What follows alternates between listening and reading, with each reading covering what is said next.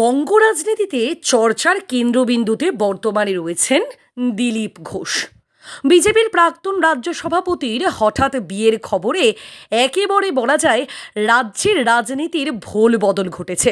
কারণ রাজ্যে যেভাবে দুটি জ্বলন্ত ইস্যুকে কেন্দ্র করে উত্তপ্ত পরিস্থিতি তৈরি হয়েছে, কিন্তু তার মাঝে দিলীপ ঘোষ এবং বিজেপির মহিলা মোর্চার নেত্রী রিঙ্কু মজুমদারের বিয়ের অনুষ্ঠান ঘিরে সেই আবহাওয়ার স্বাদ অনেকটাই পাল্টেছে বলা যায়।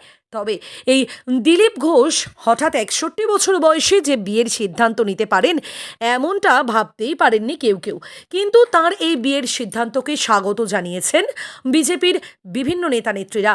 এমনকি সুকান্ত মজুমদার থেকে শুরু করে হেভিওয়েট নেতৃত্ব প্রত্যেকেই তাকে শুভেচ্ছা বার্তা জানিয়েছেন। বিয়ের দিন সকাল থেকে একেবারে মজুমদার বাড়ি এবং ঘোষ বাড়িতে সাজো সাজো রব ছিল। একদিন আগের বিয়ের খবর, আর তারপরেই সাত পাকে বাঁধা পড়েছেন বর্ষিয়ান বিজেপি নেতৃত্ব দিলীপ ঘোষ। কিন্তু জানেন কি, এই বিয়ের নেপথ্যে রয়েছেন মুখ্যমন্ত্রী মমতা বন্দ্যোপাধ্যায়? কি অবাক হচ্ছেন?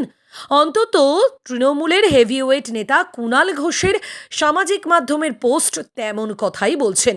আসল গল্পটা হলো, রিঙ্কু মজুমদার এবং দিলীপ ঘোষের আলাপ হয় ইকো পার্কে মর্নিং ওয়াকের সূত্রে। দিলীপ ঘোষ এমনিতেই নিজেকে একটু ফিট রাখতে পছন্দ করেন, আর তাই প্রতিদিন সকালে ইকো পার্কে মর্নিং ওয়াকে যেতেন, আর সেখানেই যেতেন রিঙ্কু মজুমদার। সেখান থেকেই আলাপ 2021-এর বন্ধুত্ব 2025-এ সাত পাকে বাঁধা পড়ল। আর প্রথম প্রথম কিন্তু দিলীপ ঘোষ মোটেই বিয়েতে রাজি হননি। রিঙ্কু মজুমদার তাকে বুঝিয়ে সুঝিয়ে বিয়ের গুরুত্ব বুঝিয়ে তাকে রাজি করিয়েছেন, আর অবশেষে 4 হাত এক হয়েছে। আর এর নেপথ্যে অনেকে মমতা বন্দ্যোপাধ্যায়কেই ধন্যবাদ দিচ্ছেন। কারণ একটাই, ইকো পার্ক মুখ্যমন্ত্রী মমতা বন্দ্যোপাধ্যায়ের অনুপ্রেরণায় এবং তারই একটি অনবদ্য সৃষ্টি।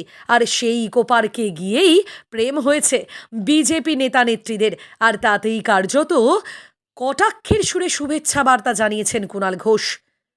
সোশ্যাল মিডিয়ায় একটি পোস্টের মাধ্যমে তিনি জানিয়েছেন যে যত যাই হোক না কেন, এই দিলীপ ঘোষ এবং রিঙ্কু মজুমদারের পিছনে যার অবদান অনস্বীকার্য তিনি মুখ্যমন্ত্রী মমতা বন্দ্যোপাধ্যায়।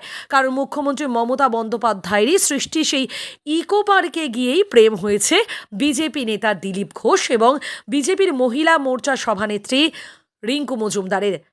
প্রসঙ্গত উল্লেখ্য, মুখ্যমন্ত্রী মমতা বন্দ্যোপাধ্যায় তিনি নিজেও এই দিলীপ বাবুকে শুভেচ্ছা বার্তা জানিয়েছেন। শুধুমাত্র মুখ্যমন্ত্রী মমতা বন্দ্যোপাধ্যায় নন, তৃণমূলের একাধিক নেতা নেত্রী তাঁরা শুভেচ্ছা বার্তা জানিয়েছেন দিলীপ ঘোষ এবং রিঙ্কু মজুমদারকে।